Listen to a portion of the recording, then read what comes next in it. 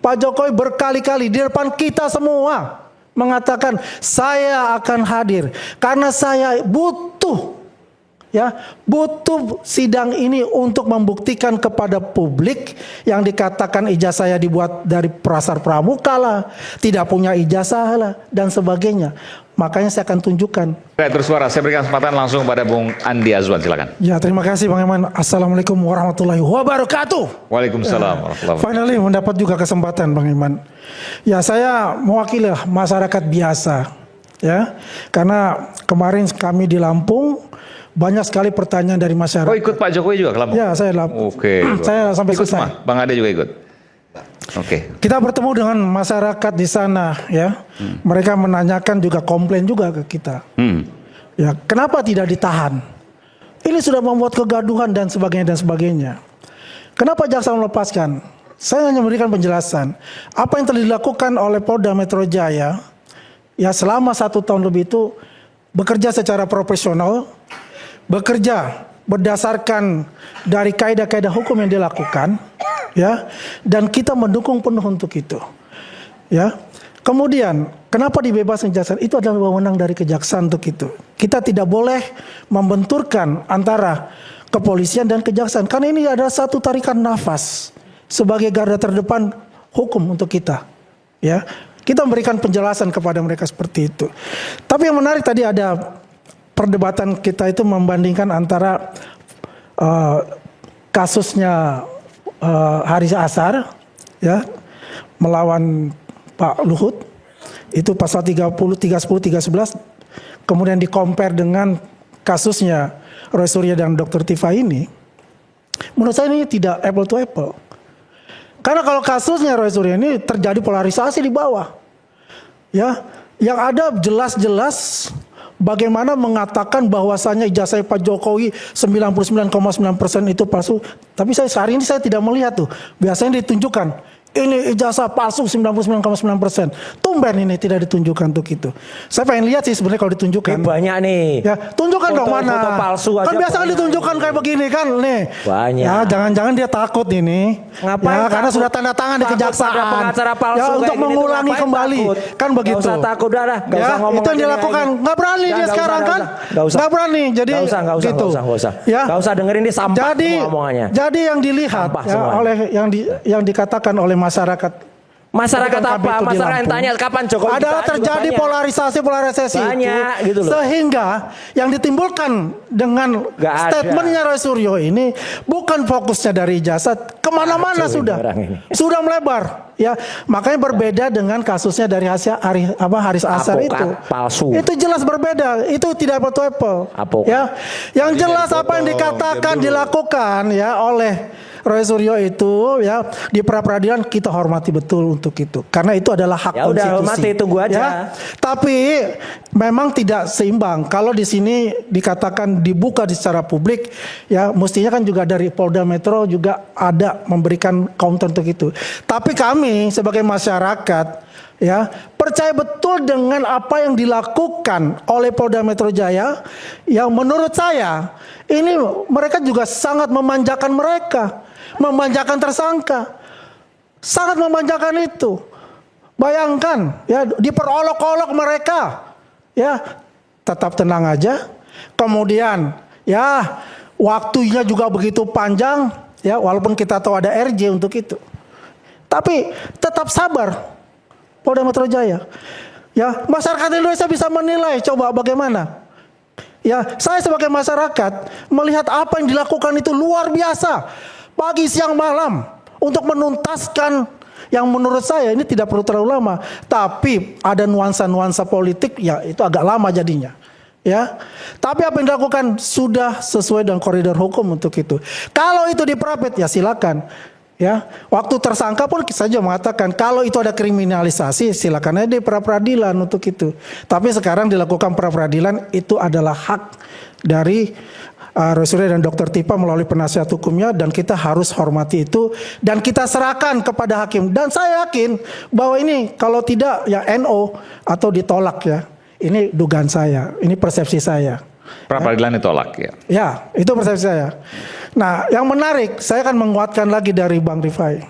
Pak Jokowi berkali-kali di depan kita semua mengatakan saya akan hadir karena saya butuh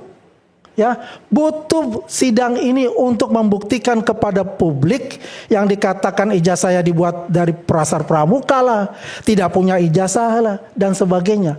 Makanya saya akan tunjukkan di pengadilan untuk itu. Biar apa?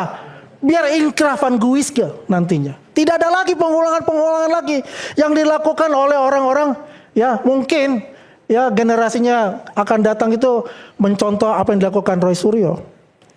Itu tidak ada lagi nantinya hal-hal seperti itu, ya. Jadi kalau kita melihat di sini ya kepada publik ya kita harus cermat ya. Karena kalau kita melihat apa yang dilakukan selama ini, glorifikasi yang selama ini itu adalah dari pihak mereka, ya. Tapi kan kita juga melihat apa yang dilakukan dari penyidik Polda Metro Jaya ya kemudian berkoordinasi dengan kejaksaan itu sudah begitu smooth ya. Memang tidak ditahan itu adalah kewenangan ya dari kejaksaan, memang ini anomali.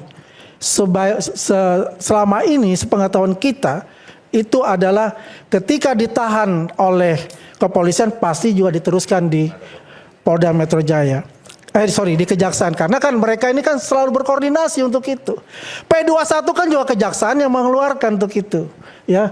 Yang dikatakan oleh Roy Suryo P21, mana P21? Tapi bohong. Nah itu di mana? Di podcastnya beliau, di Roy Suryo itu. Nah sekarang itu tanggal berapa? Kalau nggak salah itu 2 hari sebelum mereka ditangkap, ya. Itu kan orang juga bertanya-tanya, wah. Kenapa nggak P21? Kenapa nggak P21? Ya, itu adalah haknya kejaksaan. Kita harus juga memberikan penjelasan kepada mereka. Tapi kalau dibilang P21 boncos, ya inilah yang dilakukan selalu bagaimana menggiring publik, ya bahwa mereka ini, ya mohon maaf kalau saya quote unquote ya kebal hukum karena P21 tidak ada, kan gitu loh. Ya kan, selalu kan diglorifikasikan masalahnya adalah itu. Tapi masyarakat sekarang sudah menilai, sudah melihat. Ya, apa yang terjadi drama-drama itu akhirnya sudah memasuki adalah episode terakhir, yaitu di pengadilan. Kita serahkan semua yang memang adalah jaksa penuntut umum yang mewakili dari Pak Jokowi.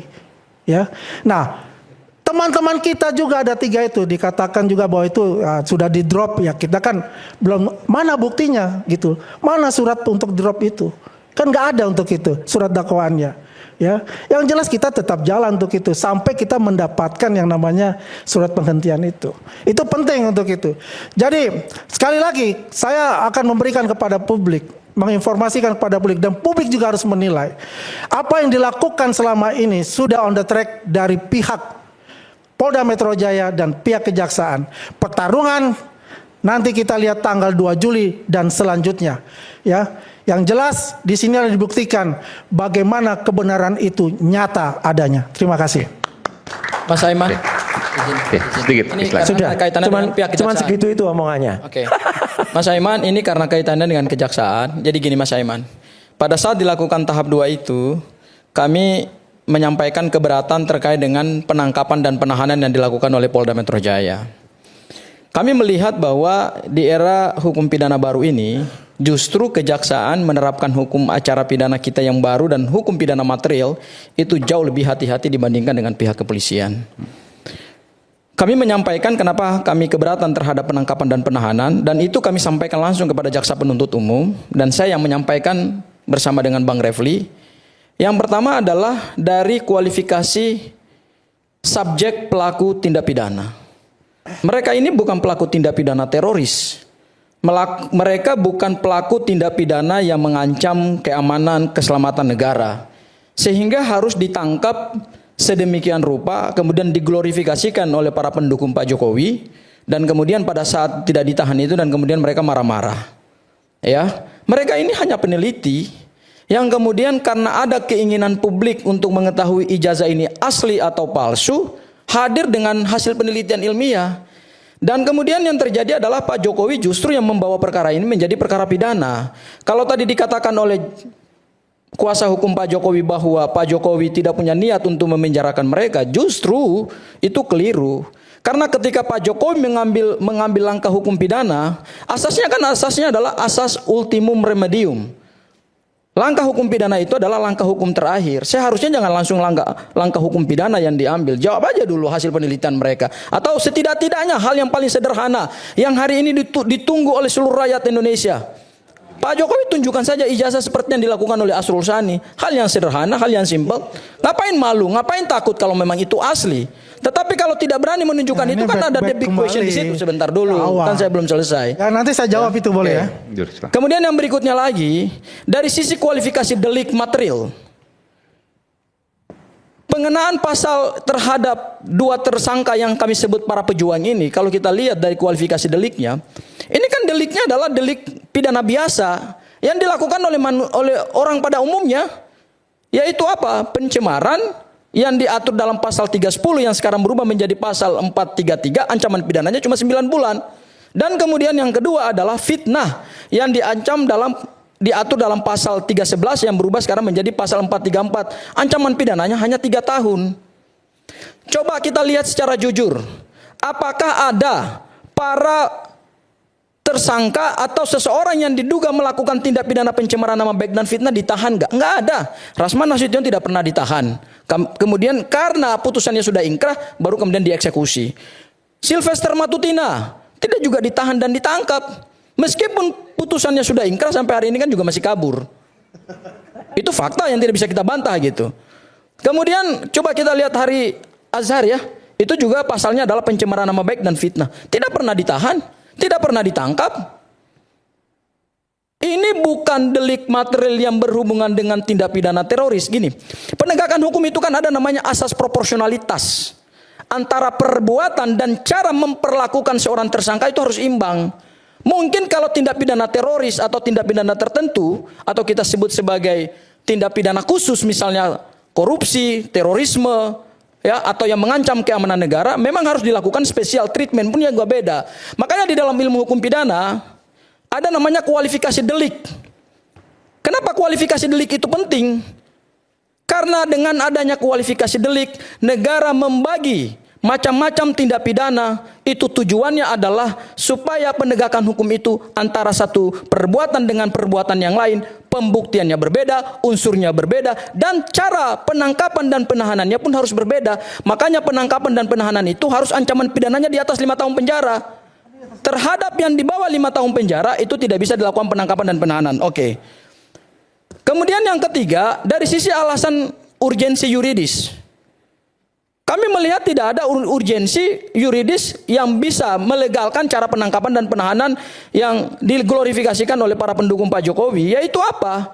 Surat perintah penangkapan dan surat perintah penahanan kalau kita baca, dan kami baca secara teliti, dan ini menjadi objek pra peradilan kami di Pengadilan Negeri Jakarta Selatan, adalah untuk kepentingan penyerahan tersangka dan barang bukti.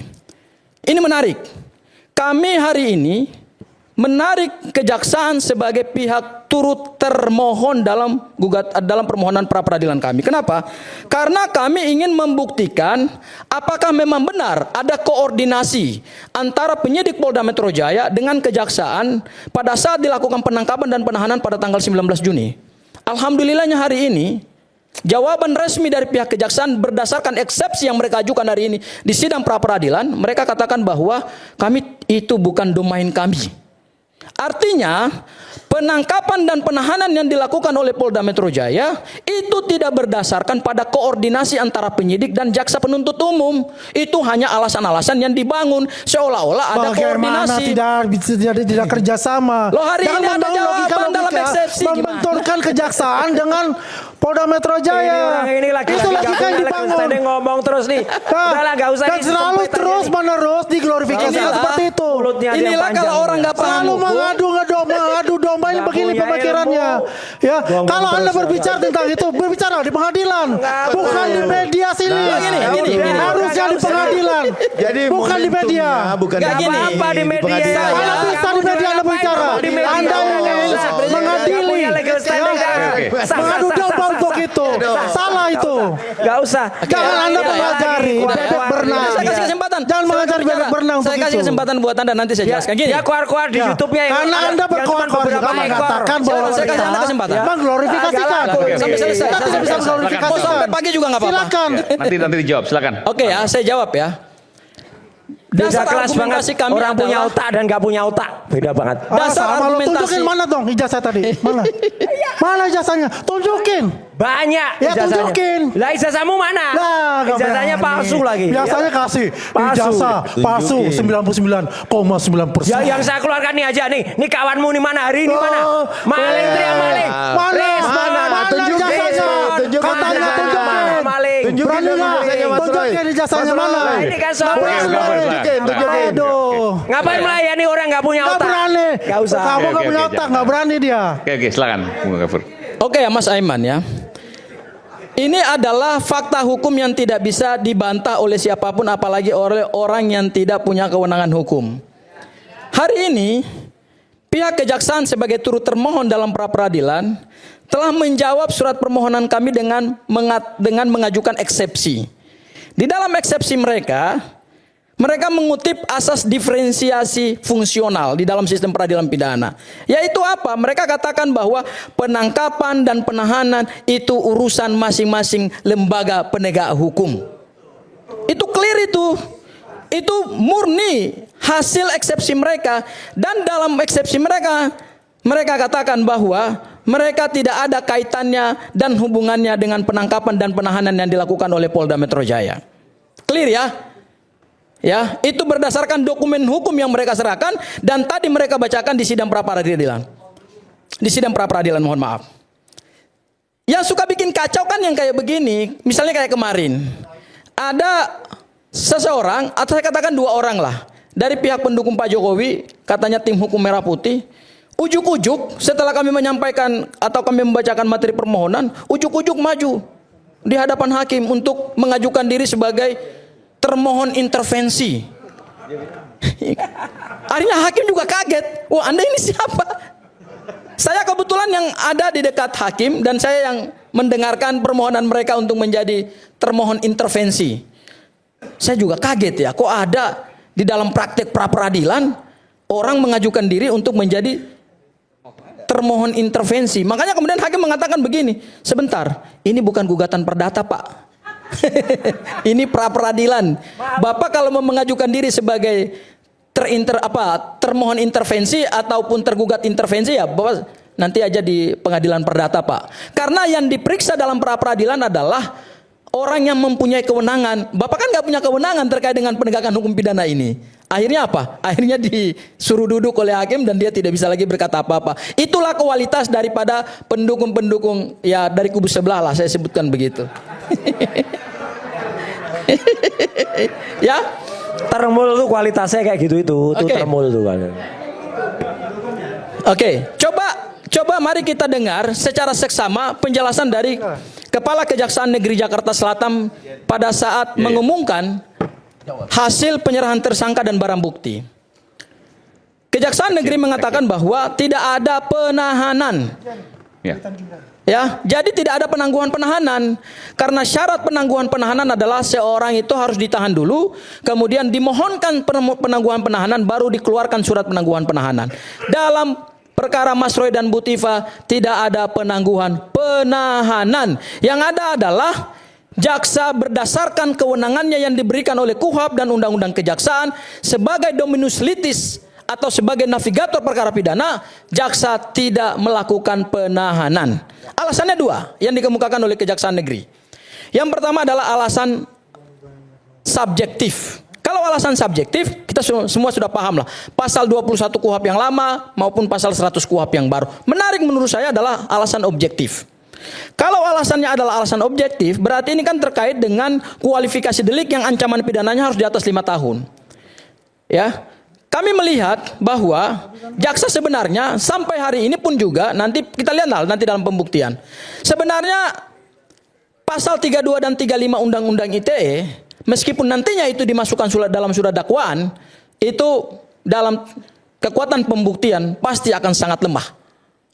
Makanya kemudian jaksa tidak terlalu yakin terhadap pasal 32 dan 35 dan mereka mengatakan secara objektif kami tidak melakukan penahanan. Berarti terkonfirmasi bahwa pasal 32 dan pasal 35 itu sebetulnya adalah pasal susupan atau pasal penyeludupan Meramal. sehingga Polda Metro Meramal Jaya bisa lagi. melakukan penangkapan dan Ramal penahanan. Nanti lagi. kita uji dalam Meramal. persidangan.